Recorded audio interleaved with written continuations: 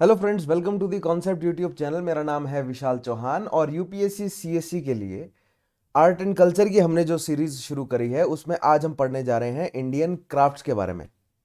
यानी इससे पहले हम इंडियन आर्किटेक्चर और इंडियन पेंटिंग्स को कवर कर चुके हैं। आज हम इंडियन क्राफ्ट के बारे में समझेंगे, जिसमें क्ले आर्ट से लेकर वुडन आर्ट से लेकर स्टोन आर्ट से लेकर पेपर आर्ट से लेकर यानी कि जितनी भी प्रेवलेंट जो है वो क्राफ्ट स्टाइल्स रही हैं इंडिया में, आज हम उन्हें समझने की कोशिश करेंगे। लेकिन आज के टॉपिक पर बढ़ने से पहले मैं स्टूडेंट्स को बताना चाहूंगा कि अगर उन्होंने अभी तक प्रीवियस सेशंस नहीं देखे हैं, so make sure they watch each and every previous video. Ancient और मेडिवल हिस्ट्री की सीरीज हमारी कवर हो चुकी हैं। उसके अलावा मॉडर्न और कल्चर की सीरीज हमारी अभी चल रही है, राइट। सो मॉडर्न और कल्चर की सीरीज को थॉरली फॉलो करें।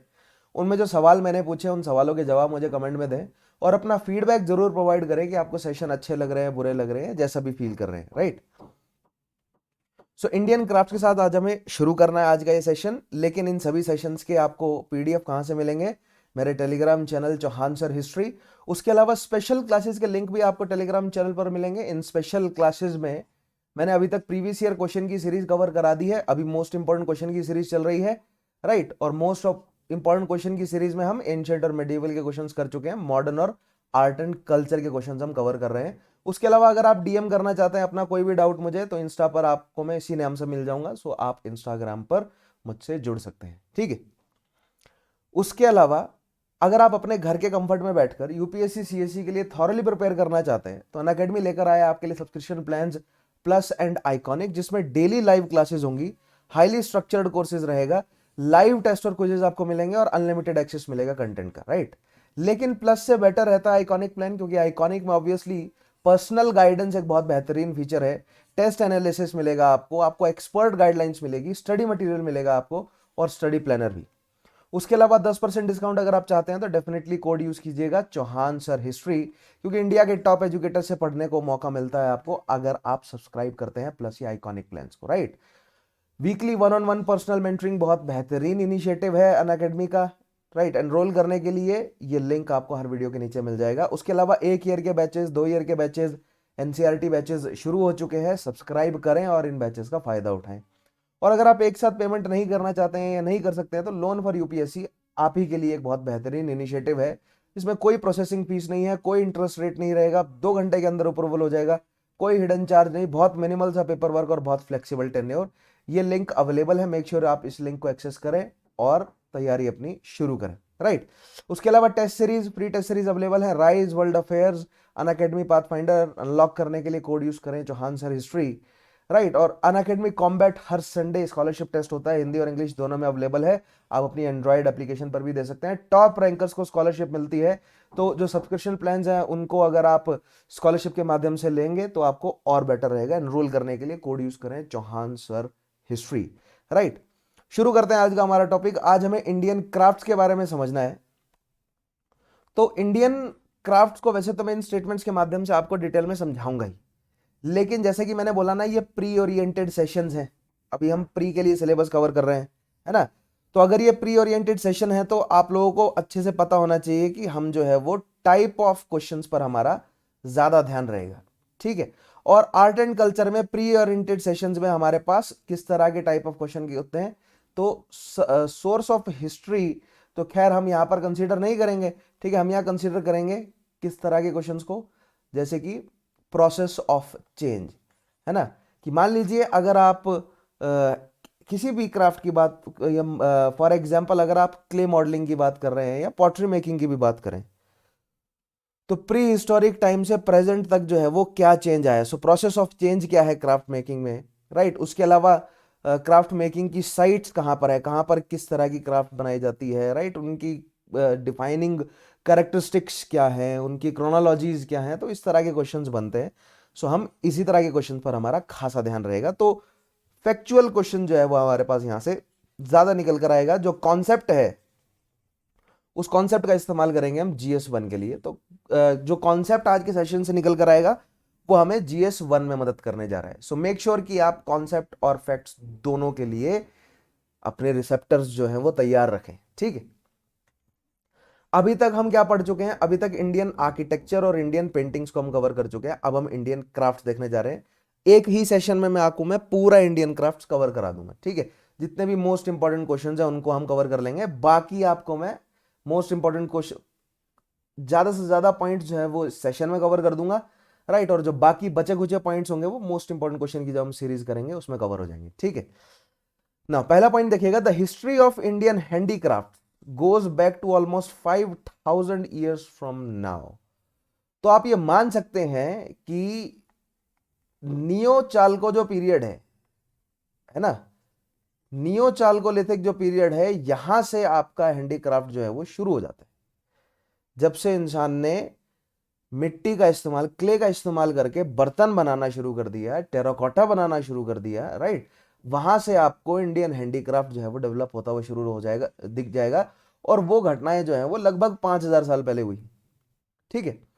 देर are numerous examples of handicraft from the Indus valley civilisation. सबसे पहला देखिए, इंडस वैली सिविलाइजेशन है ब्रॉन्ज एज सिविलाइजेशन, ठीक है। अगर हम प्री हिस्ट्री को बांटें, देखिए मैंने आपको बताया था ना, प्री हिस्ट्री को हमने किस तरह बांटा हुआ है, palaeolithic, mesolithic, neolithic, chalcolithic, right. फिर उसके बाद आपकी प्रोटो हिस्ट्री में आपकी ब्रॉन्ज एज आ जाएगी, राइट। और फिर आपका जो है वो एंशिएंट पीरियड शुरू हो जाता है ऋग्वैदिक काल से। सो ऋग्वैदिक को भी कहीं ना कहीं कुछ स्कॉलर्स ने ऋग्वैदिक लेटर वैदिक को भी प्रोटो में रख दिया है, क्योंकि उसके भी लिटरेरी वर्क्स जो हैं वो उसके समय के बाद, मतलब मेंशंस मिल जाते हैं लेकिन बाद में मिले हमें, राइट। सो हम एंशिएंट में ही रखेंगे ऋग्वैदिक को, ठीक है। हम कंफ्यूजन नहीं क्रिएट करेंगे। ऑप्शनल में जब आपको ले जाऊंगा तो वहां पर बताऊंगा कि क्यों ऋग्वैदिक पीरियड को भी प्रोटो में रखने की बात कुछ हिस्टोरियंस ने कही है, राइट। लेकिन अभी तक हम मानते हैं कि ऋग्वैदिक जो है वो, मतलब प्री के लिए, प्री के हिसाब से हम इतना मान के चलते हैं कि ऋग्वैदिक काल से आपकी एंशिएंट शुरू हो जाती है। लेकिन हम अभी प्री हिस्ट्री में आते हैं। प्री हिस्ट्री में हमें हैंडीक्राफ्ट डेवलप होता हुआ कब नजर आ जाएगा, तो हैंडीक्राफ्ट, या इस तरह कहा जाए कि मतलब इंसानों ने जो है वो मिट्टी के बर्तन, हैंडीक्राफ्ट में सबसे पहले मिट्टी के बर्तन अगर आप मान के चलें तो मीजोलिथिक पीरियड से हमें जो है वो एक ट्रांजिशनल फेज के रूप में हमने मीजोलिथिक पीरियड को रखा है ना। और यहां पर हमें बिल्कुल अर्ली जो है वो क्या क्या देखने को मिलता है, एग्रीकल्चर देखने को मिल जाता है, कल्टीवेशन देखने को मिल जाता है, राइट। लेकिन नियोलिथिक पीरियड में हमें डेफिनेटली क्या देखने को मिलेगा, नियोलिथिक पीरियड में हमें जरूर जो है वो क्ले या मिट्टी का इस्तेमाल करते हुए बर्तन बनते हुए भी नजर आ जाते हैं और टेराकोटा बनता हुआ भी नजर आ जाता है, right. So Neolithic and Chalcolithic period में हमें क्ले और टेराकोटा की मूर्तियों से लेकर टेराकोटा के खिलौने तक जो हैं वो, मतलब हम तो उनको खिलौने ही मानेंगे कि अपनी तरफ से जो इंसान ने जो देखा वो बना दिया, राइट। तो हमें नियोलिथिक और चालकोलिथिक से ही जो है वो देखने को मिल जाते हैं हैंडीक्राफ्ट। लेकिन अगर आप प्रॉपर हैंडीक्राफ्ट की बात करेंगे, मतलब एज अ सिविलाइजेशन हैंडीक्राफ्ट जो है वो डेवलप किया इंसान ने, तो वो ब्रॉन्ज एज में यानी इंडस वैली सिविलाइजेशन के हमें एविडेंसेस मिलते हैं, राइट। लेकिन अगर आप इंडस वैली सिविलाइजेशन से थोड़ा पहले चालकोलिथिक सेटलमेंट्स वगैरह, जोरवे की जो सेटलमेंट्स हैं वहां पर जाएंगे तो उधर भी आपको नजर आ जाएगा हैंडीक्राफ्ट, राइट। और नियोलिथिक पीरियड तो सदर्न इंडिया में 1000 बीसी तक रहा है ना। मतलब अगर नॉर्थ वेस्टर्न रीजन में जहां पर ब्रॉन्ज एज चल रहा है, साउथ इंडिया में उस समय नियोलिथिक पीरियड चल रहा था अभी, राइट, 1000 बीसी तक चला है। तो दैट मीन साउथ इंडिया के हमें 1000 बीसी तक के नियोलिथिक एज के टेराकोटा या नियोलिथिक एज का हैंडीक्राफ्ट देखने को मिलता है, राइट। खैर, इन सब में नहीं पढ़ेंगे हम, ऑप्शनल लेवल पर जब हम जाएंगे तो हम सब, या GS1 लेवल पर जब हम जाएंगे तो हम इतनी डिटेल में जाकर स्टडी करने की कोशिश करेंगे। लेकिन एक बेसिक सेंस आपके पास होनी चाहिए। लेकिन प्री के लिए हम ये मानते हैं कि हैंडीक्राफ्ट जो है वो हमें एक, मतलब प्रॉपर हैंडीक्राफ्ट जो है वो देखने को मिलते हैं इंडस वैली सिविलाइजेशन के। तो इंडस वैली सिविलाइजेशन में मैंने आपको बताया कि ब्रॉन्ज के स्कल्पचर से लेकर टेराकोटा की फीमेल फिगरिन्स बनी हुई हैं, टेराकोटा के जानवर बने हुए मिलते हैं हमें, उसके अलावा पत्थर की सील्स देखने को मिल जाती हैं, ठीक है। पॉटरी के ऊपर हमें ज्योमेट्रिकल पैटर्न्स देखने को मिल जाते हैं, एनिमल और फ्लोरल मोटिव्स देखने को मिल जाते हैं। तो सब ये क्या है, और मतलब बहुत अच्छे से बनाई हुई और मतलब बहुत अच्छे से पकाई हुई पॉटरी देखने को मिल जाती है। सब हैंडीक्राफ्ट ही तो है।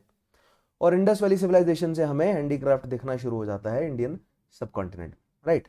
सेकंड पॉइंट देखिएगा, the tradition of crafts in India has grown around religious values, needs of common people and also the needs of ruling elites. अब देखिए, अब हैंडीक्राफ्ट बनाया क्यों गया? तो सबसे पहली चीज तो नीड थी। नीड किस तरह की? नीड जो है वो, अब मान लीजिए बर्तन में कुछ स्टोर करना है, एग्रीकल्चर। देखिए, इंसान ने एग्रीकल्चर करना शुरू किया ना, और धीरे धीरे इंसान को समझ आया कि यार ये जो घास है, जिस घास के पीछे मैं सीजन बाय सीजन भागता रहता हूं, अगर मैं इस घास के बीजों को स्टोर करके रख लूं, राइट, तो हो सकता है और अगले साल उसको अगर मैं खुद उगाऊं तो मुझे इस घास का सीजन बाय सीजन पीछा नहीं करना पड़ेगा। यहां से इंसान को एग्रीकल्चर करना आ गया इस तरह, राइट। लेकिन उस स्टोर करने के लिए उसको एक सेफ वेसल भी तो चाहिए ना, एक सेफ बर्तन चाहिए। तो वो नीड थी, उस सेफ बर्तन की जो नीड है, वहां से हमें पॉटरी डेवलप होती हुई नजर आ जाएगी। तो सबसे पहले तो इंसान की बेसिक नीड है, राइट। दूसरी चीज तो common need of common people है, वहां से हमें हैंडीक्राफ्ट डेवलप होता हुआ नजर आता है। ठीक है, ये तो यूटिलिटेरियन हैंडीक्राफ्ट हो गया, हैंडीक्राफ्ट हो गया ना, पॉटरी। लेकिन उसके अलावा जो एस्थेटिक, जो मतलब आप मान सकते हैं कि एस्थेटिक जो सेंस है, एस्थेटिक जो इचेज हैं, उनको शांत करने के लिए भी जो है वो मतलब गहने बना लेना, ये सारी चीजें जो बनाई इंसान ने, ठीक है, वो भी कॉमन पीपल की नीड है। उसके अलावा रिलीजन एस्टेब्लिश हो जाता है। क्यों? क्योंकि इंसान का दिमाग जो है वो नेचुरल फिनोमेनाज को देखता है और उसको एक्सप्लेन करने की कोशिश करता है। और जब जब तक इंसान को फिजिक्स की अच्छी समझ नहीं थी, तब तक इंसान ने नेचुरल फिनोमेना की क्या एक्सप्लेनेशन दी? कि ये कोई हायर पावर है, राइट। तो शुरुआती सभी रिलीजन्स हमें नेचर से निकलते हुए नजर आते हैं, राइट। सो नेचुरल फिनोमेनाज को एक्सप्लेन करने के लिए रिलीजन शुरुआती सरे हर एक कल्चर में हमें नेचुरल रिलीजन जो है वो डेवलप होता हुआ नजर आता है। तो उन रिलीजियस पर्पसेस को फुलफिल करने के लिए क्राफ्ट्स डेवलप होते हैं डिफरेंट डिफरेंट, जैसे कि डाइटीज की मूर्तियां बनाना, यानी कि टेराकोटा बनाना। उसके अलावा मतलब किसी भी तरह का सिंबॉलिक रिप्रेजेंटेशन क्रिएट करना या कोई आर्किटेक्चर तैयार करना, ये सब जो है वो रिलीजियस क्राफ्ट्स में आ गया है, राइट। उसके अलावा रूलिंग एलिट्स की नीड है। वो रूलिंग एलिट्स, देखिए, इंसान ने सिविलाइज्ड तरीके से रहना शुरू किया, विलेजेस बनाना शुरू किया, तो इंसान जो है वो नेचुरली एक सोशल जानवर है, राइट। और किसी भी तरह के सोशल स्ट्रक्चर में आप हमेशा जो है वो पाएंगे कि टेंडेंसी रहेगी, लीडर निकल कर आएगा कोई ना कोई। और वो लीडर जो है वो हो सकता है कि जो पहले कम्यून कल्चर हुआ करते थे शुरुआत में, वो लीडर जो है वो सबकी भलाई के लिए सोचा करते होंगे, लेकिन इवेंचुअली एलिट्स को समझ आया कि वो अपनी पावर और अथॉरिटी का इस्तेमाल करके रूल कर सकते हैं लोगों पर। और पावर और अथॉरिटी को असर्ट करने के लिए डिफरेंट डिफरेंट उनको सिंबल्स की जरूरत थी, और वो सिंबल्स जो हैं वो ये क्राफ्ट से निकल कर आए। कि जो लीडर है वो मुकुट पहन रहा है बड़ा सा, लीडर के हाथ में बड़ी सी केन है, लीडर का बड़ा सा सिंहासन है, बड़ा सा घर है उसमें, समझ रहे हैं। तो यहां पर भी रूलिंग एलिट्स की नीड से जो है वो क्राफ्ट्स निकल कर आते हैं। तो मैं ये बिल्कुल शुरुआती एंशिएंट कल्चर्स की बात कर रहा हूँ। रूलिंग एलिट्स को क्राफ्ट्स की जरूरत है, यहां पर आप धीरे धीरे डेवलप करते जाएंगे हम, है ना, प्रोसेस ऑफ चेंज। कि ऋग्वैदिक रूलिंग एलिट्स की क्राफ्ट्स की क्या नीड रही होगी, लेटर वैदिक की क्या रही होगी, 16 महाजनपद की क्या रही होगी, तो आप पूरा ट्रेंड जानते ही हैं, रेगुलरली फॉलो कर रहे हैं तो, है ना। In addition to this foreign and domestic trade, अब दूसरा क्या है नया? अब क्राफ्ट के बारे में एक तो इंडिजिनस डेवलपमेंट हुआ क्राफ्ट का, दूसरा ट्रेड से पता चला कि अच्छा और भी चीजें बनाई जा सकती हैं, right. In addition to this foreign and domestic trade, अब भारत, इंडियन सब कॉन्टिनेंट बहुत बड़ा है ना। तो जो सिंध घाटी के आसपास रहने वाले लोग हैं, उनका जब नर्मदा के आसपास रहने वाले लोगों से पाला पड़ा, तो ये डोमेस्टिक ट्रेड है, तो उनको नए तरह के क्राफ्ट्स मिले होंगे। जब उनको थोड़ा सा नीचे कोंकण वाले रीजन में रहने वाले लोगों से पाला पड़ा, तो उनको जो है वो कोस्टल रीजन में मिलने वाले जैसे शेल्स वगैरह मिले होंगे, राइट। सो शेल्स वगैरह से जो है वो नेकलेस बनाना। सो कहने का मतलब, जब ट्रेड हुआ बोथ फॉरेन एंड डोमेस्टिक, उससे भी जो है वो क्राफ्ट्स डेवलप हुए, right. have also played an important role in the evolution of different crafts forms in India। जैसे कि इंडिया में पर्शियन क्राफ्ट्स आया। क्यों आया पर्शियन क्राफ्ट? अब देखिए, पॉलिटिकल मूवमेंट की वजह से भी तो आ सकता है ना, ठीक है। फॉरेन फॉरेन क्राफ्ट इंडिया में पॉलिटिकल मूवमेंट की वजह से भी तो आ सकता है, क्योंकि हुमायूं पर ऑब्लिगेशन थी कि आपको फारसी कल्चर लेकर जाना है। तो हुमायूं जब भारत आया तो पर्शियन सब कुछ इंडिया में आया, तो पर्शियन हैंडीक्राफ्ट भी इंडिया में आया, right. Going back to the Indus, लेकिन हम इंडस वैली सिविलाइजेशन से शुरू कर रहे हैं और फिर process of change throughout समझेंगे, right. Going back to Indus valley civilisation, we find a rich craft tradition and a high degree of technical excellence in the field of pottery, sculpture, metal, stone and terracotta, jewelry, weaving and etc. right? So Indus valley civilisation से हमें किस तरह का art and culture, sorry not art and culture, लेकिन craft किस तरह के मिल रहे हैं। तो सबसे पहले तो पॉटरी मिल रही है। तो पॉटरी किस तरह की है, ब्लैक ओवर रेड वेयर, है ना। तो मैंने आपको बताया था black over red where BRW जो है वो हमें देखने को मिलता है।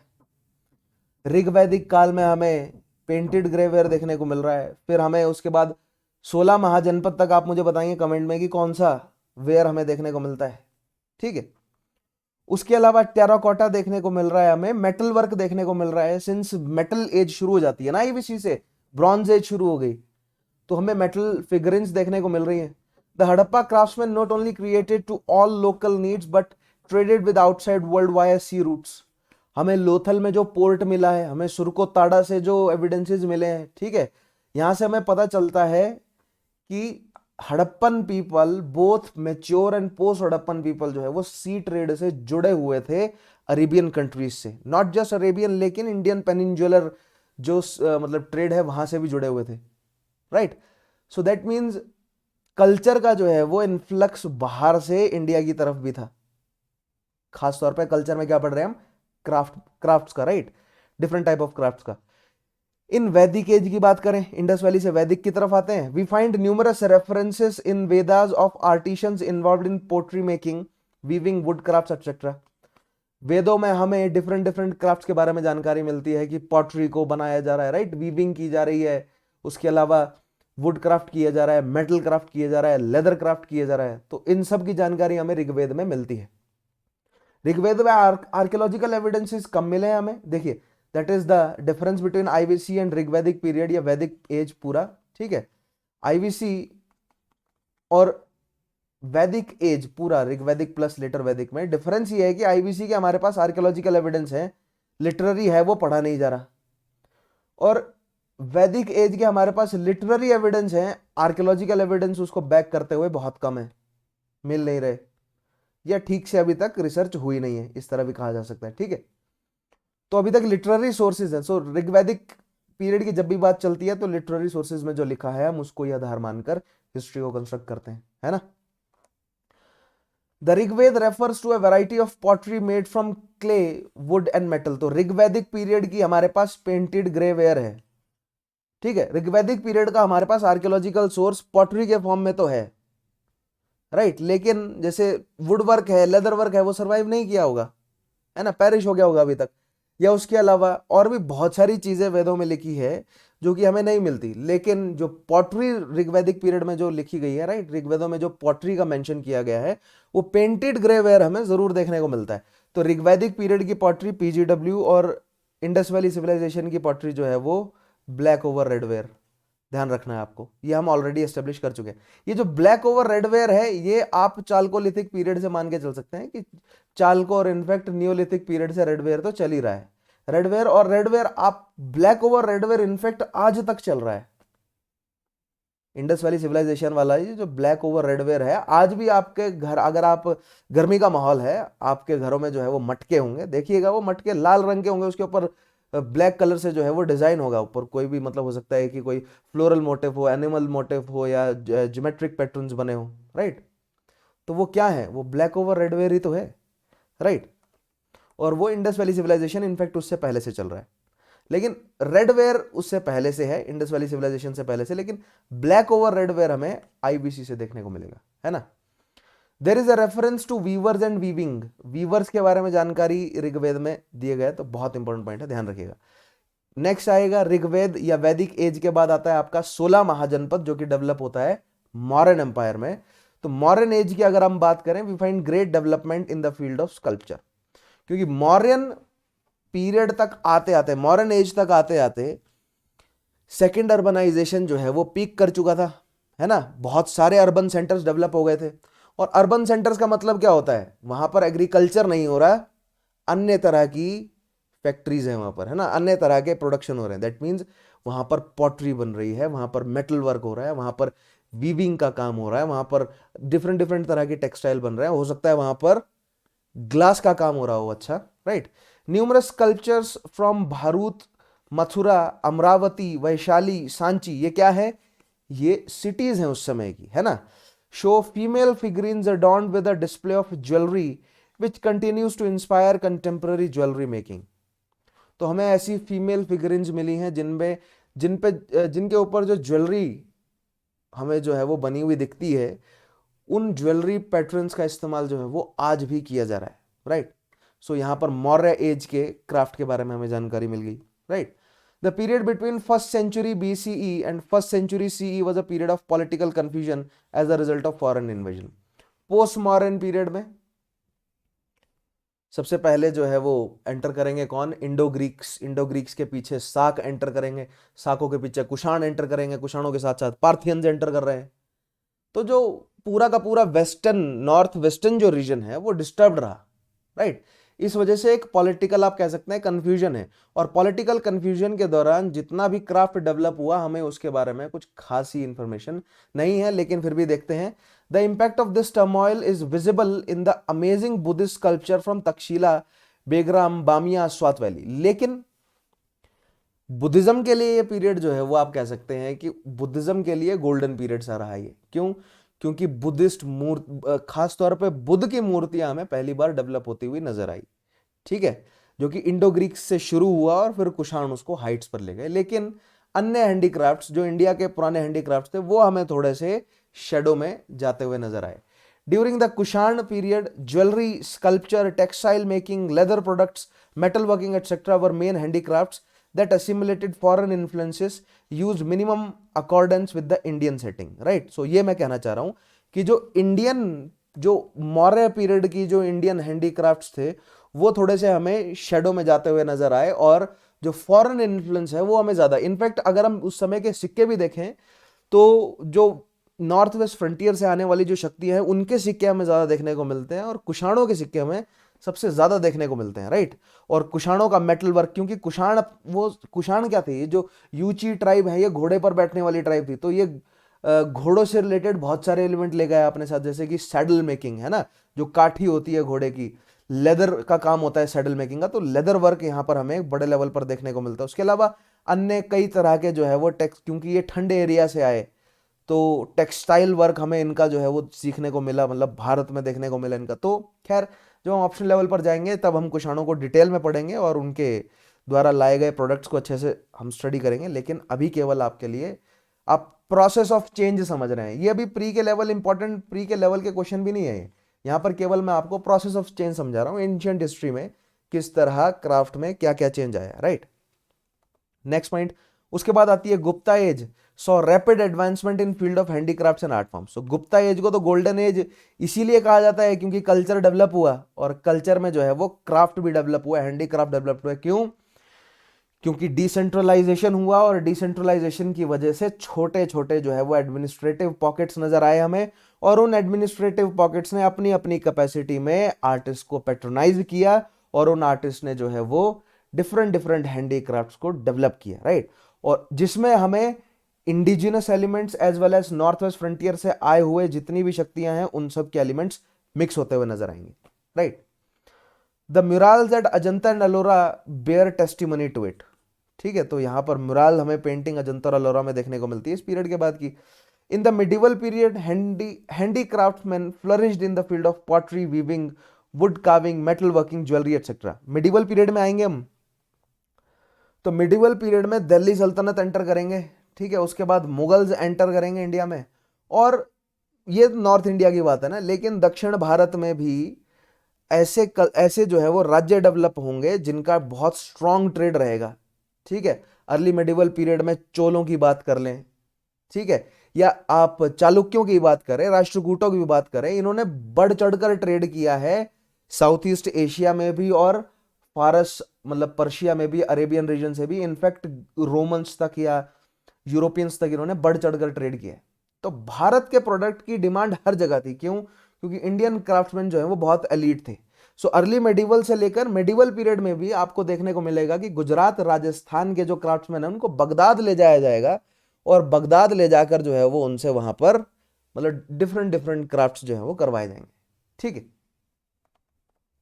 The contribution of Cholas and Vijayanagara empire in the field of bronze sculpture, silk weaving, jewellery, temple carving is simply unparalleled. देखिए, पल्लवों की कैपिटल कांची में सिल्क का बिजनेस जो है वो बूम पकड़ा है चोलों के अंडर, राइट। और आज भी कांची का जो सिल्क है उसको एक अलग पहचान मिल गई है कि ये कांची की सिल्क की साड़ी है, राइट। अलग नाम मिल गया उसको।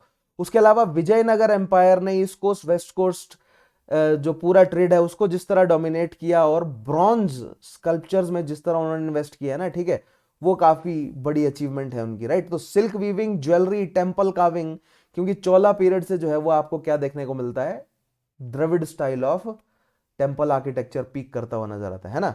मुगल्स की बात करें तो Mughal period was the golden period in history of Indian art craft and culture. Medieval, not exact पूरी तरह ओवरऑल गोल्डन पीरियड नहीं कहेंगे हम, ठीक है, लेकिन मेडिवल एज में तो एटलीस्ट आप कह सकते हैं कि अकबर, जहांगीर, शाहजहां, इन तीन शासकों के समय में तो गोल्डन पीरियड था ही। क्यों?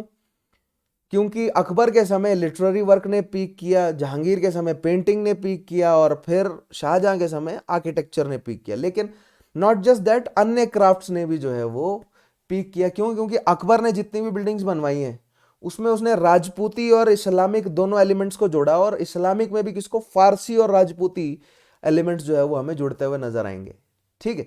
तो यहां पर मुगल पीरियड में यस आप कहेंगे कि golden period in history of Indian art culture रहेगा मिडिवल टाइम्स का। क्यों?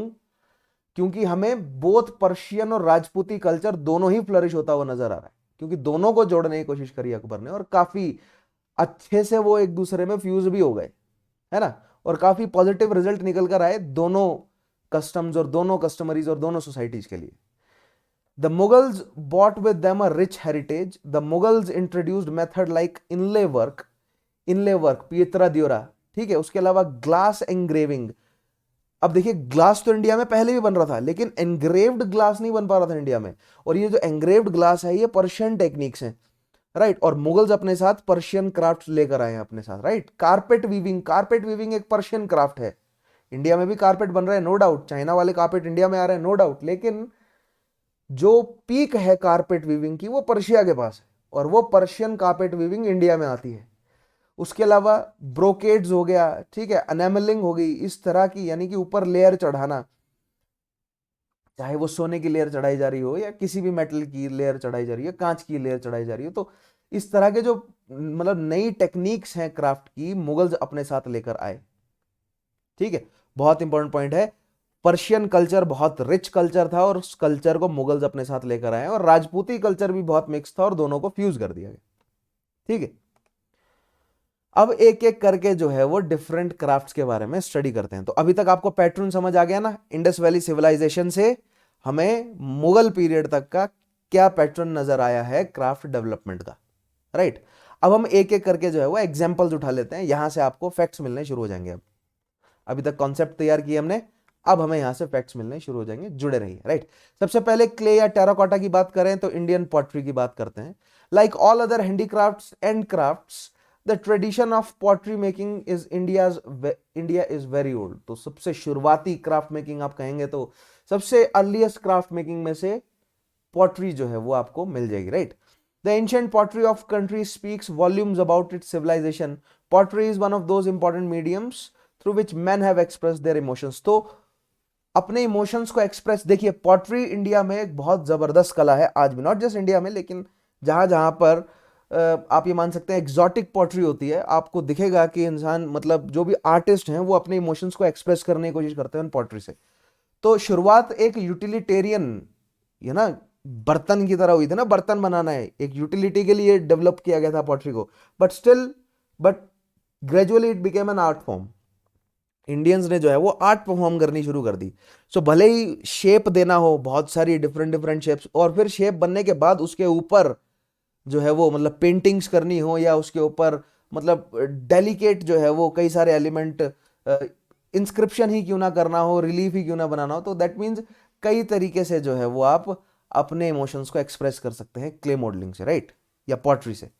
For thousands of years pottery art has been one of the most beautiful forms of expression, आज भी है।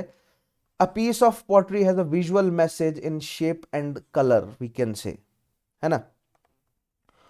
मतलब बहुत शांति सी होती है। अब मैं अपना पर्सनल एक्सपीरियंस कहूँ तो अगर पोट्री को अगर आप देखेंगे तो मतलब अच्छा लगता है देखने में, राइट। काफी एस्थेटिक, क्योंकि बहुत सारे अच्छे आर्टिस्ट हैं इंडिया में आज भी जो काफी बेहतरीन जो है वो पोट्री आर्ट करते हैं, राइट।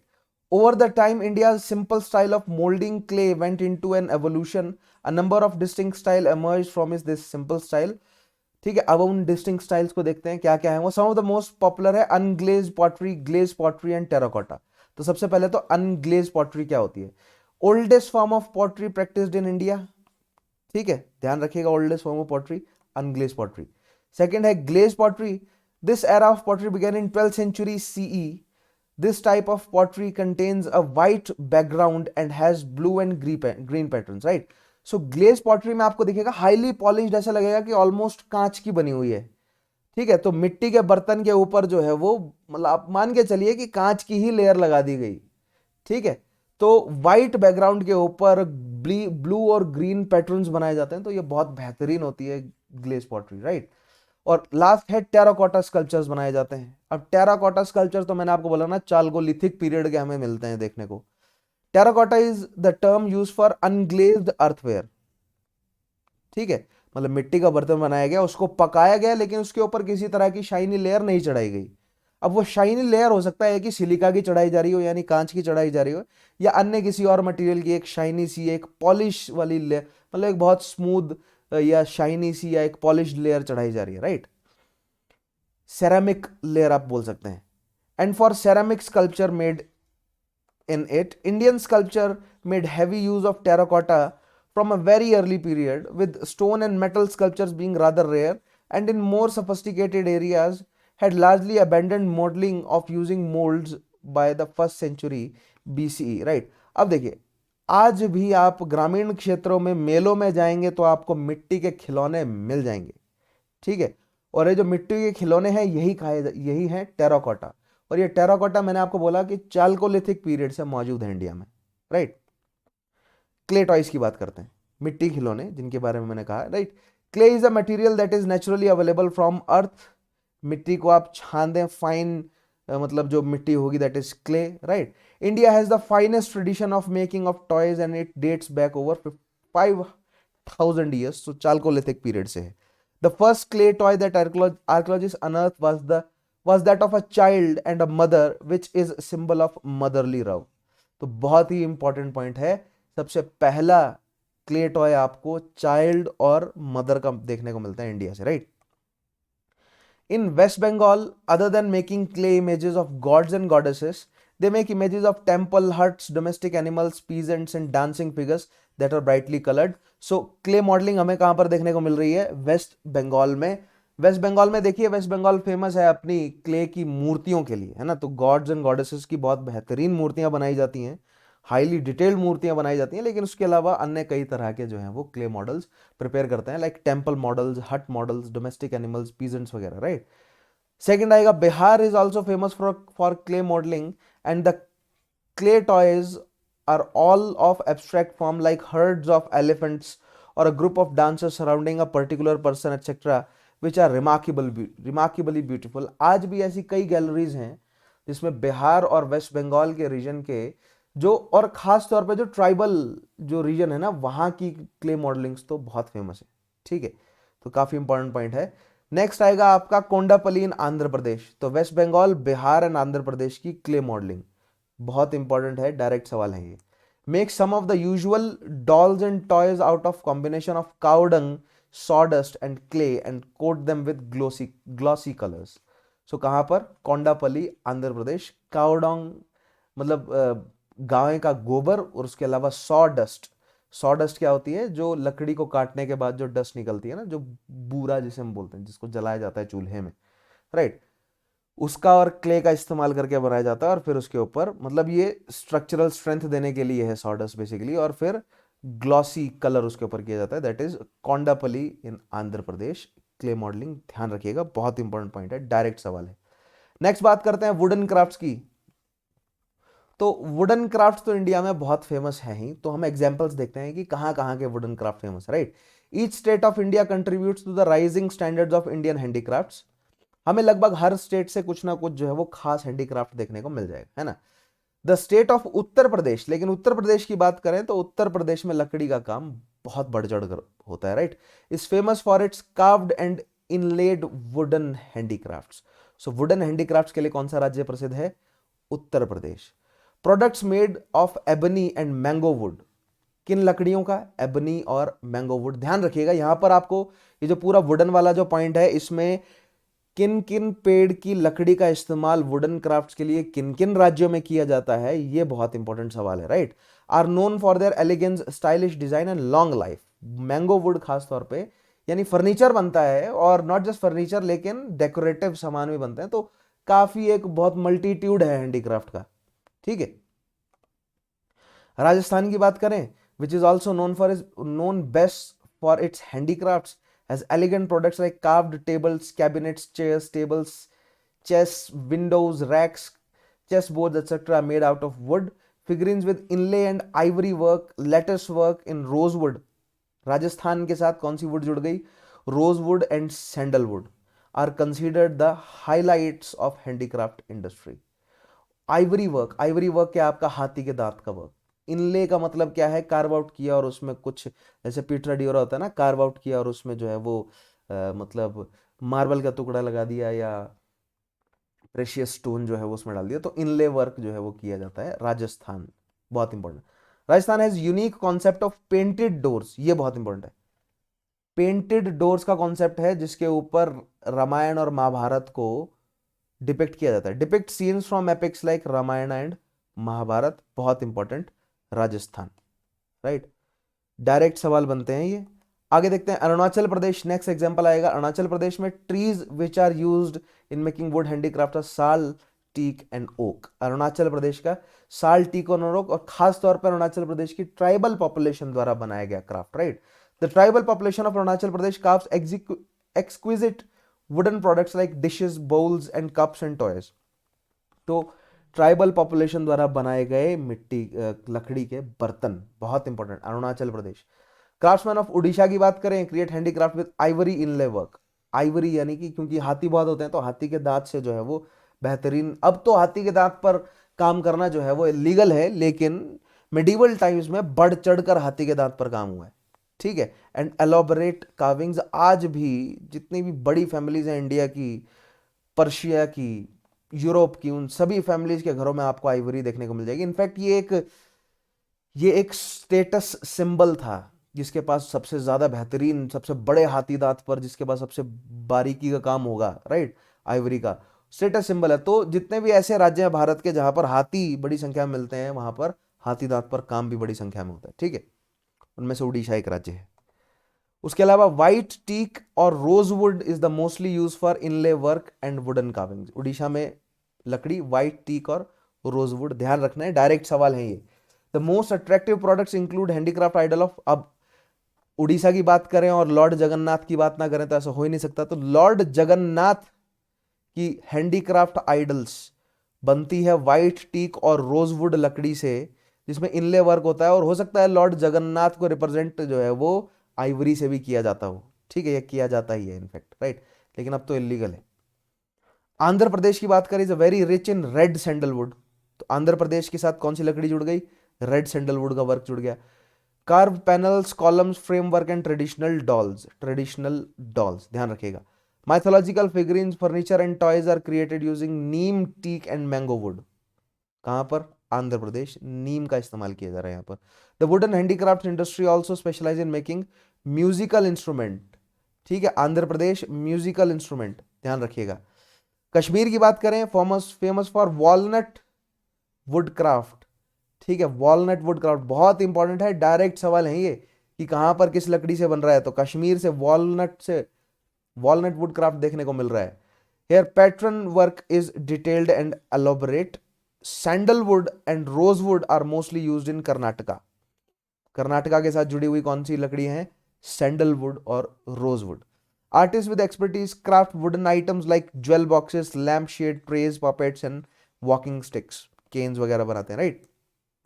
तो ध्यान रखना है आपको, कर्नाटका मेंशन हुआ है, कश्मीर मेंशन हुआ है, आंध्र प्रदेश, उसके अलावा उड़ीसा, उड़ीसा के अलावा अरुणाचल प्रदेश, अरुणाचल प्रदेश के अलावा राजस्थान और उत्तर प्रदेश। ठीक है, तो वुडन क्राफ्ट हमें इन रीजन की। और अगर वुडन क्राफ्ट अगर आप देखेंगे तो अन्य लगभग सभी राज्य में आपको कुछ ना कुछ वुडन क्राफ्ट देखने को मिलेगा, लेकिन टू नेम अ फ्यू जो स्पेसिफिक है, जिनकी आर्ट फेमस है या जो ट्रेडिशनली फेमस रही है, तो वो ये राज्य हैं उत्तर प्रदेश के, राजस्थान, अरुणाचल प्रदेश, उड़ीसा, उड़ीसा के अलावा कौन कौन से हैं यहाँ पर, आंध्र प्रदेश, कश्मीर और लास्ट में कर्नाटका। ठीक है, अब बात करते हैं केन एंड बैम्बू। तो बैम्बू यानी बांस का इस्तेमाल करके कहां कहां पर, तो बंगाल वाले रीजन में आपको बांस मिलेगा बहुत, right.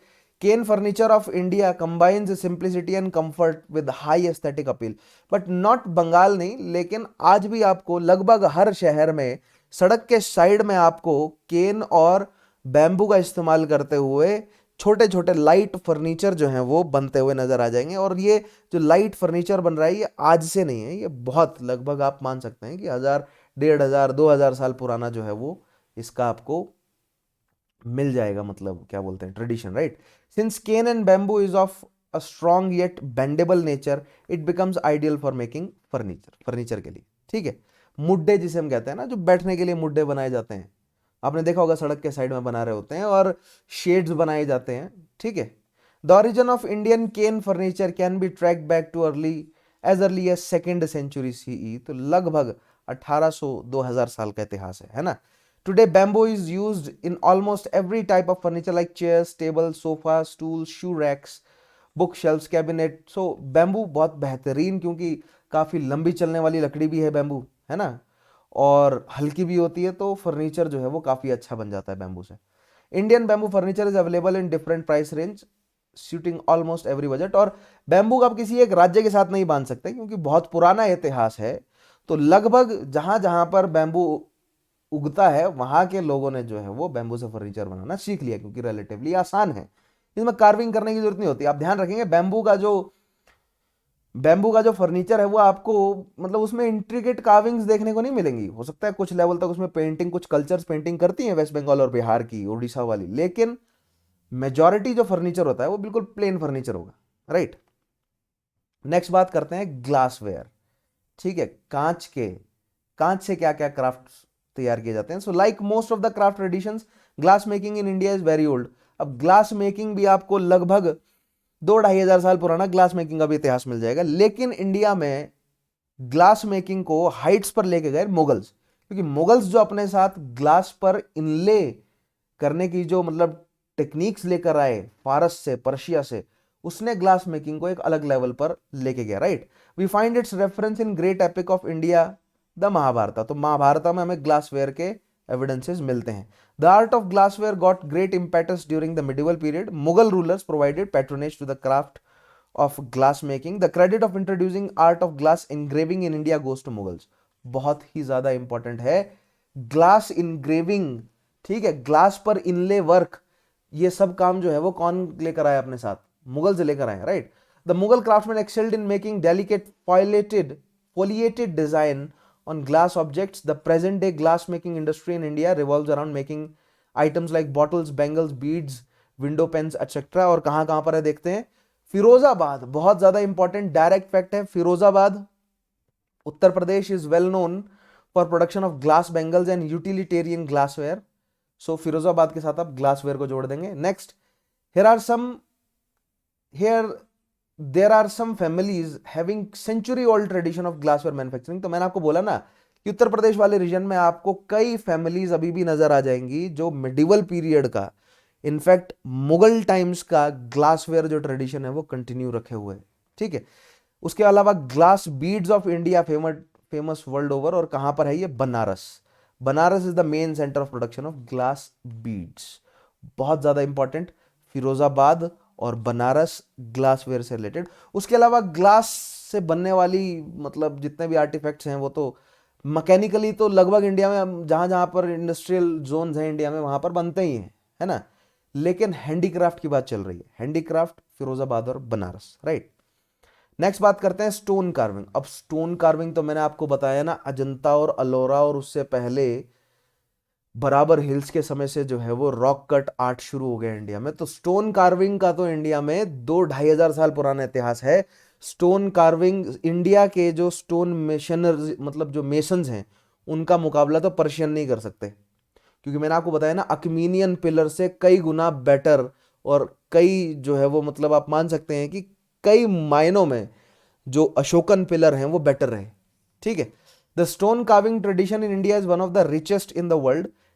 And not just pillars की बात नहीं कर रहा हूं मैं, केव आर्किटेक्चर से, रॉक कट स्कल्पचर से, और जो फ्री स्टैंडिंग जो टेम्पल डेवलप हुए हैं, नागर स्टाइल और द्रविड़ स्टाइल, वेसरा स्टाइल और अन्य जितने भी तरह के जो है वो टेम्पल आर्किटेक्चर डेवलप हुए हैं, उसके अलावा नॉट जस्ट टेम्पल आर्किटेक्चर, लेकिन स्टोन कार्विंग तो आप ये कह सकते हैं कि इंडिया की सबसे बेस्ट है, right.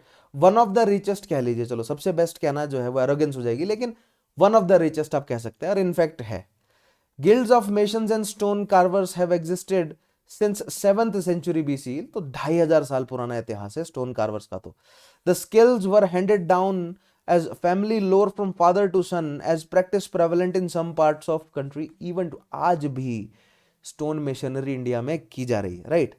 The classical tradition of stone carving was closely linked with architecture. अब स्टोन कार्विंग जो है वो आर्किटेक्चर से जुड़ा हुआ था, बजाय के स्टोन की अलग से मूर्तियां बनाई जाए, आर्किटेक्चर यानी कि मान लीजिए टेंपल बन रहा है तो उससे जुड़े हैं, मतलब स्टोन कार्विंग सारा मतलब आर्किटेक्चर से जुड़ा हुआ है स्टोन कार्विंग। धीरे धीरे वो स्कल्पटिंग अलग से भी होने लगी, लेकिन शुरुआत में आर्किटेक्चर से जुड़ा रहा। ठीक है। At all major temples of India, Puri, Konark, Khajuraho, Kailash temple, shore temple at Mahabalipuram, तो मैंने आपको अजंता से लेकर, एलोरा से लेकर, कैलाश टेम्पल से लेकर, ठीक है, खजुराहो के टेम्पल से लेकर, माउंट अबू के दिलवाड़ा के टेम्पल से लेकर, बनारस के टेम्पल, काशी का, मतलब सभी टेम्पल्स मैंने आपको दिखाए हैं ना। मेजोरिटी हमने देखा है कि कितना बेहतरीन उस पर मेशनरी या स्टोन का काम जो है वो कार्विंग का काम किया हुआ है ना। The stone work of Varanasi is very different from other places. Important point है, बहुत important. Instead of hard marble, carving is done on soft stone called Gorara. अब वाराणसी का किस तरह अलग है, क्योंकि बाकी सब जगह आपको या तो देखने को मिल जाएगा कि हार्ड मार्बल, या तो फिर मतलब बहुत हार्ड स्टोन पर, या रेड सैंडस्टोन पर, ग्रे सैंडस्टोन पर किया जा रहा होगा, लेकिन यहां पर गोरारा नाम का एक सॉफ्ट स्टोन पर किया जा रहा है। A stone brought from Hamirpur and Mahoba area. Varanasi में जाकर चल रही है स्कल्पटिंग ये कार्विंग, और पत्थर कहां से आ रहा है, हमीरपुर और महोबा एरिया, उत्तर प्रदेश। ध्यान रखेंगे आप। The uniqueness of Gorara is its unpredictable range of colors. On polishing, mottled Gorara brings out a hue of shades varying from gray to bright pink and green. So basically जब आप गोरारा स्कल्पटिंग करते हैं और फिर उसके बाद जब पॉलिशिंग करते हैं ना, तो कोई गारंटी नहीं होती कि किस तरह कलर निकल कर आएगा।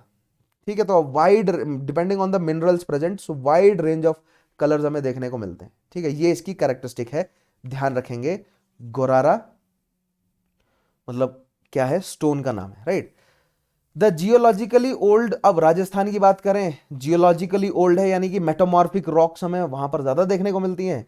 Rich in different kind of hard rocks like granite, marbles, quartzite, slates and other metamorphic rocks has been a stone carvers paradise. तो राजस्थान में हमें कई तरह की स्टोन कार्विंग देखने को मिलती है, और ये स्टोन कार्विंग जो है वो राजपूती स्टोन कार्विंग आपको ज्यादा हैवी देखने को मिलेगी। और कहां देखने को मिलेगी, इनके इनके फोर्ट्स में देखने को मिलेगी आपको। ठीक है, और जो टेम्पल्स बनाए जाते हैं राजपूतों द्वारा। Right from the medieval times, the ready availability of high quality stone made it easy for Rajasthani builder to construct strong and beautiful forts, palaces and temples. ध्यान रखेंगे। Apart from temple carving, the stone carvers of Rajasthan are noted for their जाली latest work.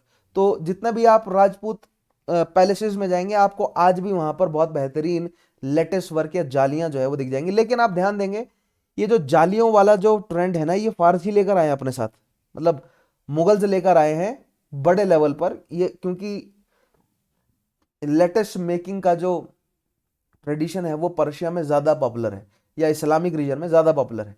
Most ancient palatial buildings of Rajasthan sport jali work on their doors and windows. So लेकिन इसका मतलब ये नहीं है कि राजपूत नहीं करते थे, ठीक है, मैं ये कह रहा हूं पर्शियंस लेकर आए अपने साथ, इस्लामिक कल्चर में ये है क्या, लेटेस्ट वर्क, लेकिन राजपूती कल्चर में भी था।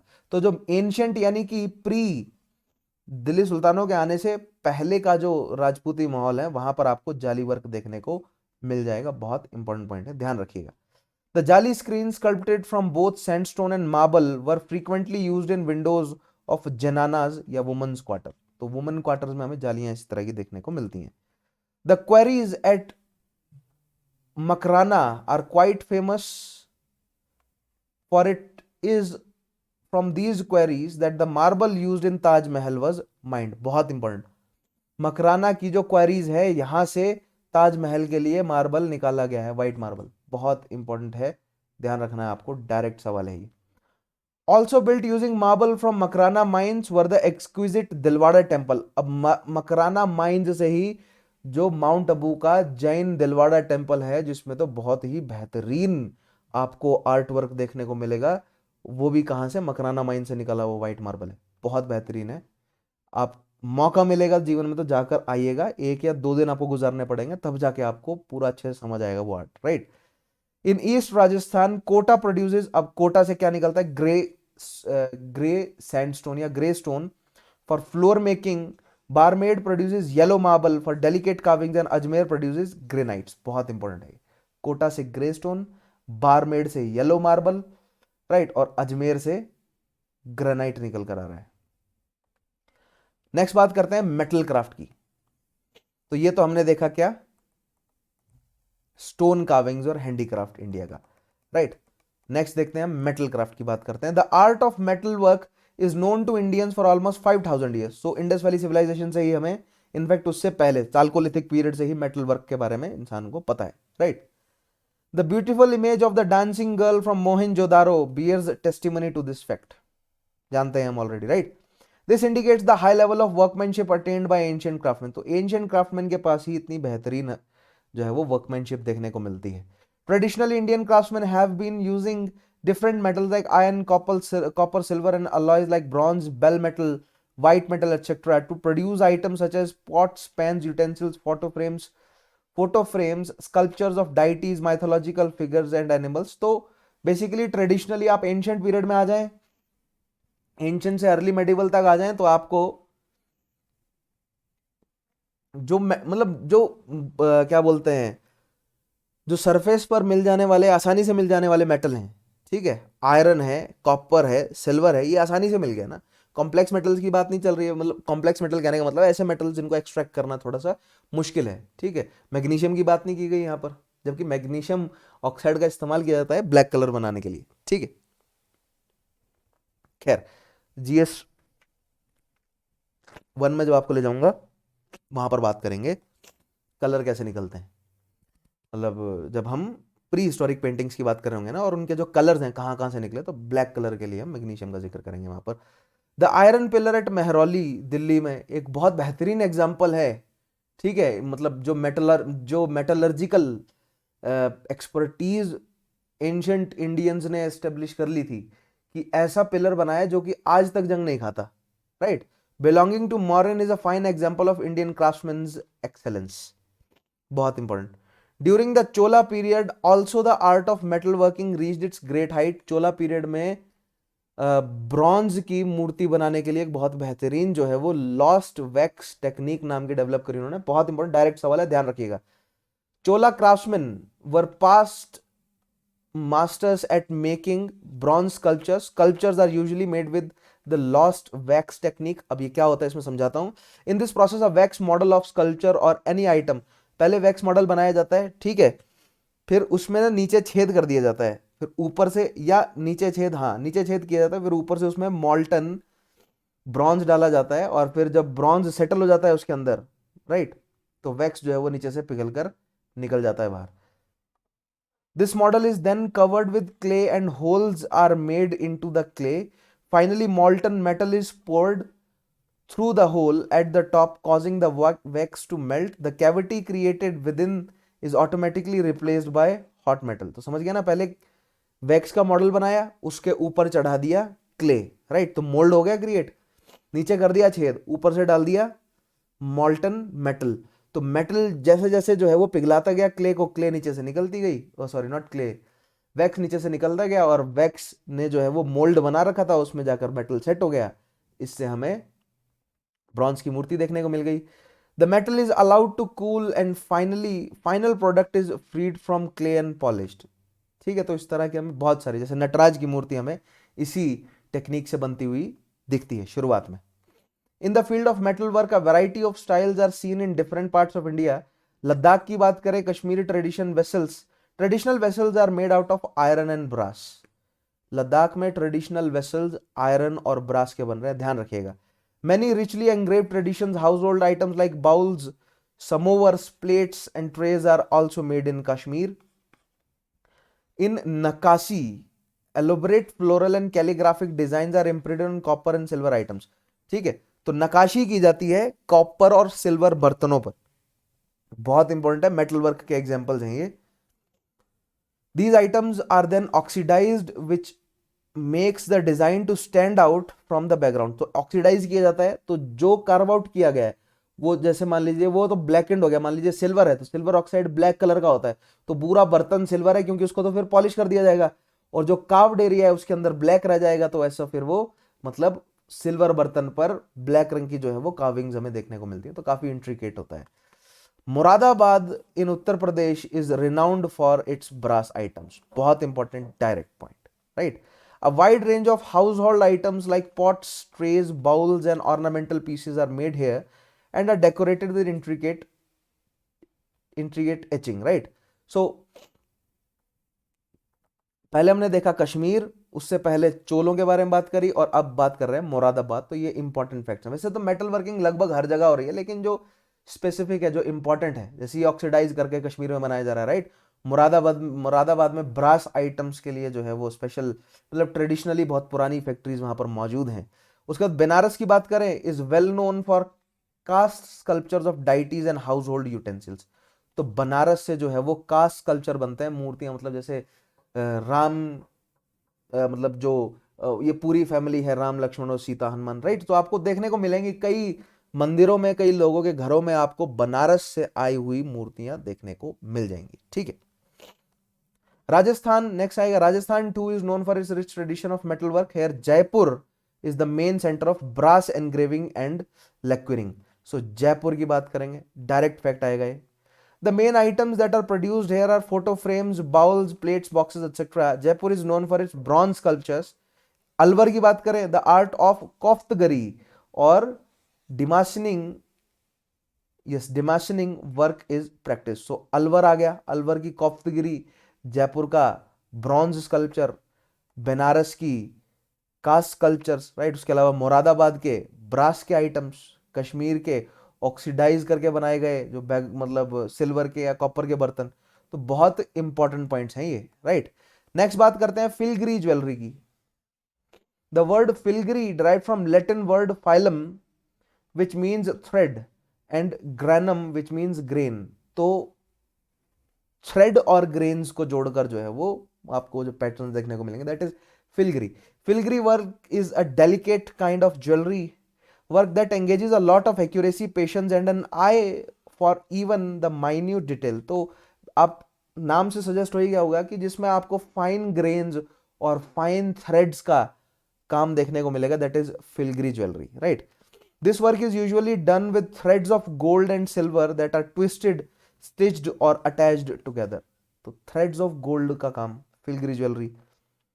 Filigree jewelry was once quite popular in countries like Spain, Italy, Egypt. However, it became popular in India and other Asian countries since 19th century. In India, it is known as tarkashi. Bharat में क्या कहा जाता है इसे? तरकशी। और कौन सा reason Bharat में फेमस है? It is popular in state of Odisha and Andhra Pradesh, where same old style of making is followed। Andhra Pradesh और उड़ीसा, बहुत इंपॉर्टेंट डायरेक्ट सवाल। ठीक है, बात करें क्लोज एंड फैब्रिक वर्क की। अब क्लोज में तो इंडियन टेक्सटाइल का सारा झगड़ा ही इंडियन टेक्सटाइल का था कि कौन इंडिया के ट्रेड को अपने कंट्रोल में लेगा, कौन इंडिया का सिल्क पहनेगा, right. Textile decorations decoration art in India. तो सबसे पहले बात करते हैं लहरिया। लहरिया क्या है? It is a special process of Bandhani technique. अब बंधानी टेक्निक ना, आप कहीं भी कपड़ा मार्केट में जाएंगे ना तो आपको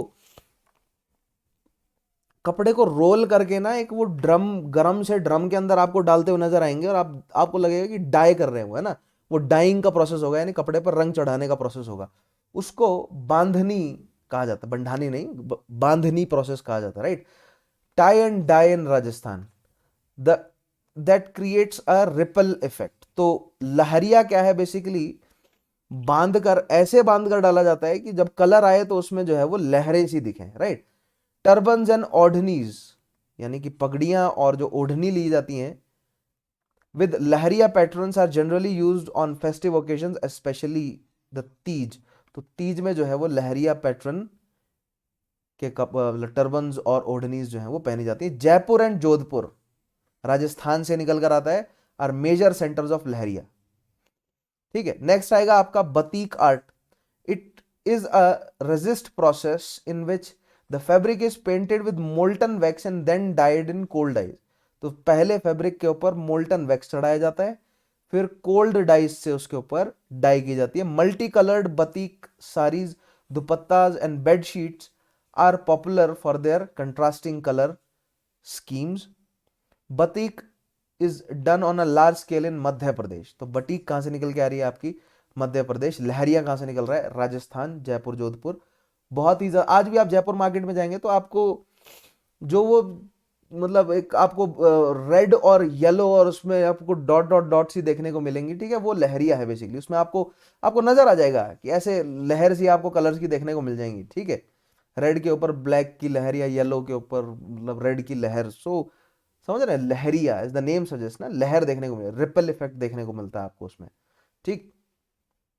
रिपल्स मतलब, रिपल्स तो इस तरह होते हैं, तो कुछ इसी तरीके का पैटर्न या इस तरह का पैटर्न जो है वो आपको देखने को मिल जाएगा किसमें? लहरी आर्ट में। बतीक में क्या है? आपको मल्टी कलर, मतलब इस तरह इतना कलर जो है वो कुछ और है और इतना कुछ और है, तो ऐसे कंट्रास्टिंग पैटर्न्स देखने को मिल जाते हैं, है ना। नेक्स्ट आएगा block printing. This art involves printing of cloth with carved wooden blocks. तो वुडन ब्लॉक से प्रिंटिंग की जा रही है। Jaipur, Ajmer, Udaipur, Chittorgarh, Jodhpur, Bikaner in Rajasthan are strongholds of this craft. तो राजस्थान से निकल कर आ रहा है ब्लॉक प्रिंटिंग। देखिए, हमें इतना डीप में नहीं जाना है कि प्रोसेस क्या है, कैसे हो रहा है, हमें यहाँ पर फैक्ट्स इकट्ठा करना है, क्योंकि ये प्री ओरिएंटेड है। जब मेंस में जाएंगे ना, मेंस के लिए जाएंगे, तब इनकी कैरेक्टरिस्टिक्स और उन सब मतलब कैसे निकले ओरिजिन वगैरह, उनके पीछे हम भागेंगे। लेकिन यहां पर केवल आपको फैक्ट्स इकट्ठा करने हैं, राइट। तो फैक्ट ये कह रहा है कि ब्लॉक प्रिंटिंग कहां से निकल रहा है? जयपुर, अजमेर, उदयपुर, चित्तौड़गढ़, चित्तौड़गढ़, जोधपुर एंड बीकानेर। तो ये जयपुर, अजमेर, उदयपुर ये इंपॉर्टेंट हाउसेज हैं, ठीक है। आमेर का, मेवाड़ का, मारवाड़ का, जैसलमेर का, बीकानेर, ये इंपॉर्टेंट हाउसेज हैं, ठीक है। नेक्स्ट आएगा jamdani. It is a type of weaving. Jamdani क्या है? वीविंग है। अभी तक ये सारे कलर चढ़ाने के थे, ठीक है ना। लहरिया जो है कलर चढ़ाने का, बतिक आर्ट कलर चढ़ाने की, सारे डाइंग के प्रोसेस थे। अब जमदानी जो है वो वीविंग का प्रोसेस है, in which small shuttles filled with coloured gold और silver threads are use to produce highly decorative material.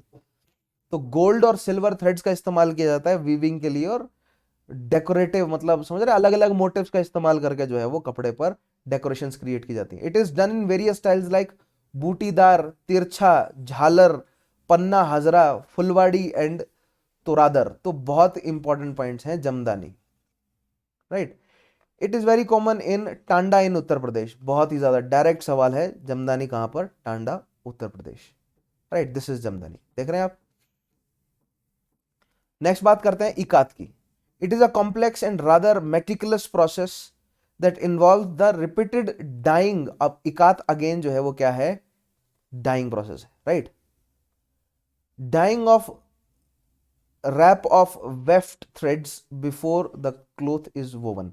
तो इकात में बेसिकली क्या है? जो धागा है उसको ही डाई कर दिया जाता है, और मतलब अलग अलग कलर के धागे आ गए और फिर उनको वोव आउट किया जाएगा, राइट। आंध्र प्रदेश और उड़ीसा में जो है वो ikat process of dyeing the thread before weaving popular है, right. Major centres of ikat weaving in silk and cotton, किसमें किया जाता है, किस तरह के धागों पर, सिल्क और कॉटन पर, राइट। नेक्स्ट आएगा कलमकारी। तो कलमकारी तो मैंने आपको पहले बताई है, this involves hand painting of, अब कलमकारी अगेन जो है वो हैंड पेंटिंग है ना। अभी तक हमने डाइंग देखी, अभी तक हमने वीविंग देखी फैब्रिक पर, अब हम देख रहे हैं painting using vegetable dyes of deep rich shades. So ये तो इकात है, देखिए अब ये बनाया नहीं गया, ये हर एक जो आपको मतलब एनिमल नजर आ रहा है ना, ये अलग रंग का धागा है, ठीक है। लेकिन ये कलमकारी है कि जो बेस है वो ऐसे मतलब बीज कलर का था, उसके ऊपर जो है वो फिर ये सब ड्रॉ किया गया, right. The motifs may range from gods and goddesses to demons, woman, animal and other forms. This is practice in Kalahasti in Andhra Pradesh, बहुत इंपॉर्टेंट, कलहस्ती इन आंध्र प्रदेश। एक और शहर का नाम बताया था मैंने कलमकारी से जुड़ा हुआ, उसका नाम मुझे आप कमेंट में बताएंगे, right. And in Gujarat, Rajasthan, Orissa and West Bengal. लेकिन कलमकारी का जो रूट है वो कहां से जुड़ा है, आंध्र प्रदेश से, ध्यान दीजिएगा, हम पहले भी कलमकारी को डिस्कस कर चुके हैं। नेक्स्ट आएगी तंचोई। तो तंचोई स्टाइल, तंचोई क्या है, एक वीविंग का स्टाइल है, ध्यान रखना है आपको कौन सा डाइंग है, कौन सा वीविंग है, राइट, और कौन सा पेंटिंग है, हमें ध्यान रखना है।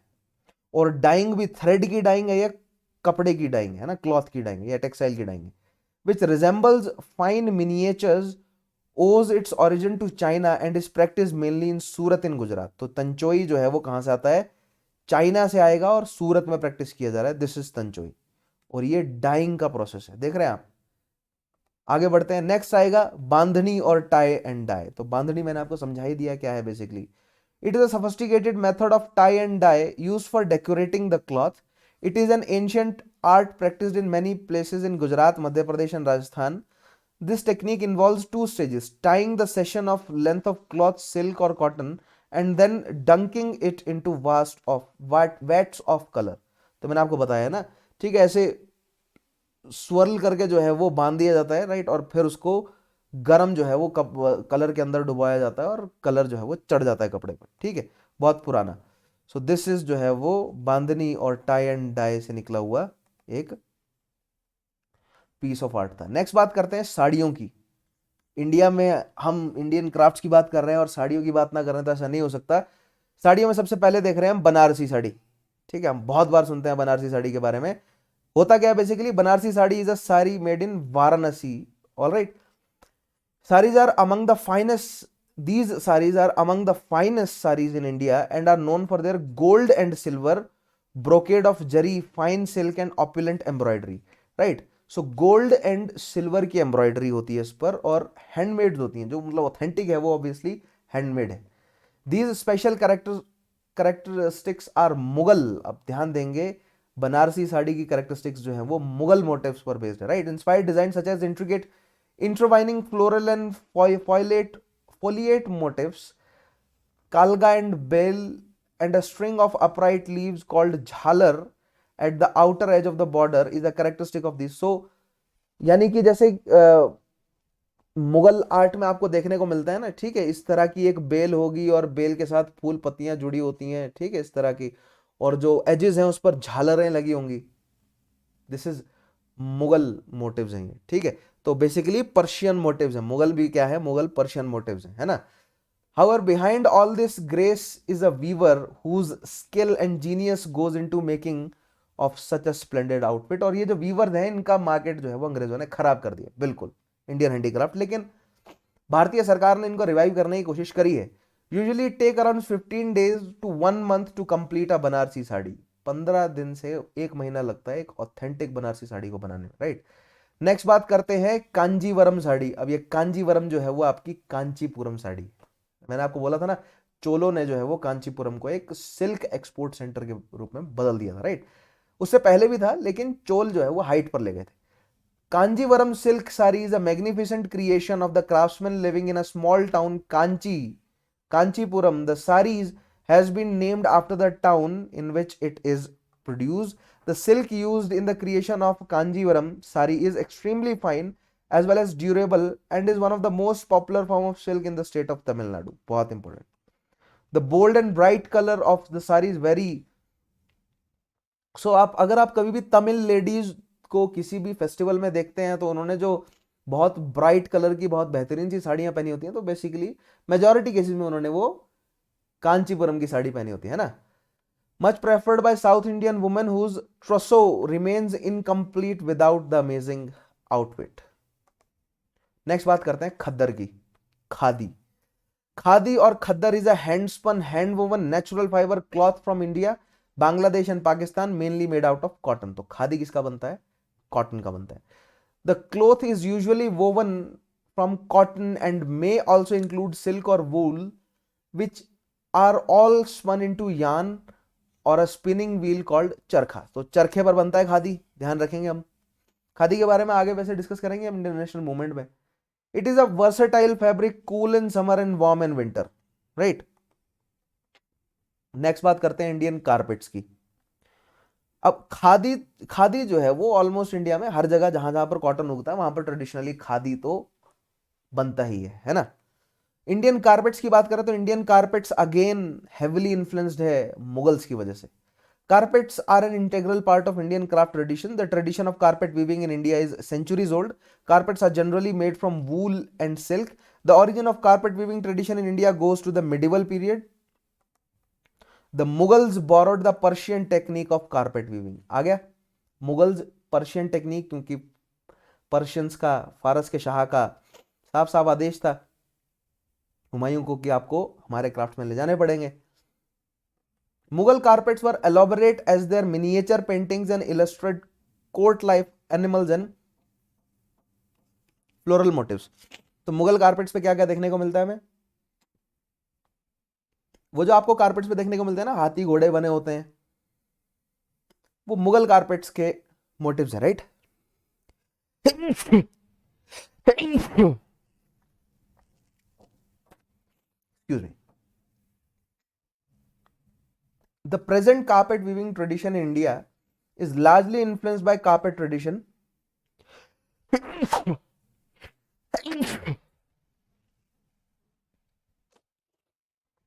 Oh, I'm sorry.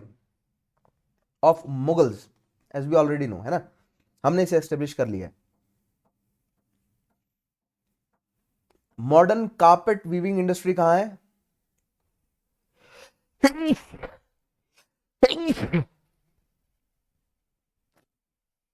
जो अभी भी मुगल स्टाइल के कार्पेट बना रहे हैं, right. Over eastern UP in Bhadohi Mirzapur belt. तो कालीन भैया के बारे में आपने सुना होगा। तो मिर्जापुर के कालीन भैया जो कारपेट बनाते हैं वो कारपेट मुगल टाइम से बनते आ रहे हैं, ठीक है। This belt is said to be the leading woollen carpet producing centre in the country. The state of Kashmir is home for finest silk carpet in India. Kashmir में सिल्क कारपेट मिलेगा आपको, राइट। उसके अलावा tufted woollen carpets are gaining popularity these days. Gab woollen carpets, chain stitch rugs and carpets and namdas are also made in India. तो बहुत और भी बहुत तरह के जो है वो कारपेट्स हैं, ठीक है। नेक्स्ट बात करते हैं एम्ब्रॉयडरी की। बहुत इंपॉर्टेंट पॉइंट। सबसे पहले चिकनकारी या चिकन कढ़ाई जिसे आप कह देते हैं। Chikankari is a very delicate and intricate shadow work type of embroidery. बहुत important, it is a type of embroidery, ध्यान देंगे आप। Initially the embroidery was done using white yarn on colourless muslin known as tanzeb. तो पहले कैसे बनाया जाता था? एक बिल्कुल कलरलेस जो है वो यान हुआ करता था, ठीक है, एक बेस कपड़े का, उसके ऊपर आपने देखा होगा एक ऐसे सर्कुलर सा जो है वो फ्रेम लगाकर उसके ऊपर कढ़ाई की जाती है, right. However today georgette, chiffon, cotton and other fine fabrics are being used. तो एक फैब्रिक्स के नाम है, ध्यान रखेंगे आप, जॉर्जेट, चिफन, कॉटन, ठीक है। From being an established embellishment used primarily for decorating clothes, chikankari embroidery work of India has now spread to cushion covers, pillow covers, table linen and so on. So chikankari जो है वो carpet से ले, carpet तो नहीं sorry, curtain से लेकर cushion covers, pillow covers, मतलब जहां जहां पर जो है वो आप मतलब पैरों के नीचे ना आए ना, कह रहे हैं पैरिस, क्योंकि कारपेट नहीं, कारपेट में नहीं, क्योंकि कारपेट के ऊपर जो है वो आप चलते हैं और कढ़ाई फिर खराब हो जाती है, right. Lucknow city is the most renowned place for chicken curry work, तो ध्यान देंगे आप, लखनऊ सिटी। और लखनऊ सिटी में ही क्यों डेवलप हुआ, क्योंकि नादिर शाह ने दिल्ली को कर दिया तबाह। मैंने आपको बताया नादिर शाह दिल्ली जब आया तो दिल्ली से जो मतलब क्या बोलते हैं क्राफ्ट्समैन है वो भागकर लखनऊ जाकर छुप गए, है ना। नेक्स्ट आएगा जरदोसी। जरदोसी भी जो है वो टाइप ऑफ एम्ब्रॉयडरी है। Zardozi embroidery is beautiful metal embroidery, metal embroidery है, ध्यान देंगे आप। विच which once used to embellish the attire of kings and the royals in India। ठीक है, जो रॉयल्स के कपड़े हैं उसमें जो है वो गोल्ड के धागे से एम्ब्रॉयडरी की जाती थी, उसको जरदोसी कहा जाता है। Zardozi embroidery has been in existence in India for from the time of Rigveda.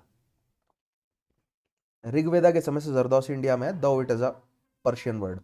Zardossi embroidery work involves making elaborate designs using gold and silver threads. Further adding to the magnificence of the work are the studded pearls and precious stones. So basically ये बहुत ज़्यादा जो है वो महंगी embroidery है ना। Pearls लग रहे हैं इसमें, गोल्ड और सिल्वर के धागे लग रहे हैं। तो जो रॉयल एलिट्स हैं, जो बड़े एरिस्टोक्रेट्स हैं, वो जरदोसी वाले कपड़े पहनते थे और गिफ्ट्स में दिए जाते थे ये। There are numerous instances mentioning the use of zari embroidery as an ornamentation on attire of gods। तो जितने भी बड़े बड़े मंदिर हैं उसमें जितनी भी प्रतिमाएं हैं देवी देवताओं की, उनके ऊपर जो कपड़े चढ़ाए जाते हैं वो जरी की कढ़ाई होती है उनमें, ठीक है, जरी एम्ब्रॉयडरी होती है। Zardozi embroidery work is mainly a speciality of Lucknow, Bhopal, Hyderabad, Delhi, Agra, Kashmir, Mumbai, Ajmer and Chennai.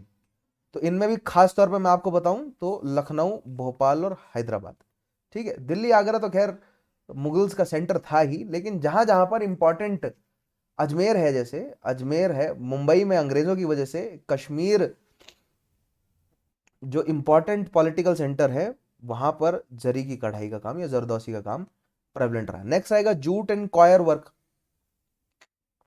Coir होता है आपका जो कोकोनट के ऊपर आपने देखा है ना, नारियल के ऊपर जो उसके ऊपर जो कवर होता है, आपको लगता है धागे धागे से हैं ब्राउन से कलर के, उसको कॉयर कहा जाता है, राइट। उस कॉयर से भी जो है वो क्राफ्ट तैयार हो जाता है। Since early 19th century, 1830s के बाद आप मान के चलिए, जूट जो है वो, जूट को मतलब प्रोसेस करने के लिए बंगाल वाले रीजन में मतलब इंफ्रास्ट्रक्चर डेवलप होना शुरू हो गया था। 19th century, Bengal has been producing a maximum quantity of jute all over the world. West Bengal is the home of jute handicraft from India। और जूट बेसिकली, जूट से क्या क्या बन जाता है, कारपेट से लेकर, मैट से लेकर, हैंडबैग से लेकर, right, wide variety of product जो है वो जूट से तैयार हो जाता है और काफी ड्यूरेबल होता है जूट का product. Craftsman here create a myriad of utilitarian items. लेकिन ये यूटिलिटेरियन होता है क्योंकि जूट काफी रफ मटेरियल होता है, आप उसको लग्जरी आइटम की तरह यूज नहीं कर सकते, है ना। An elegant range of home decor and furnishings like cushion covers, table covers, tea cozies, etc. are available in jute fiber.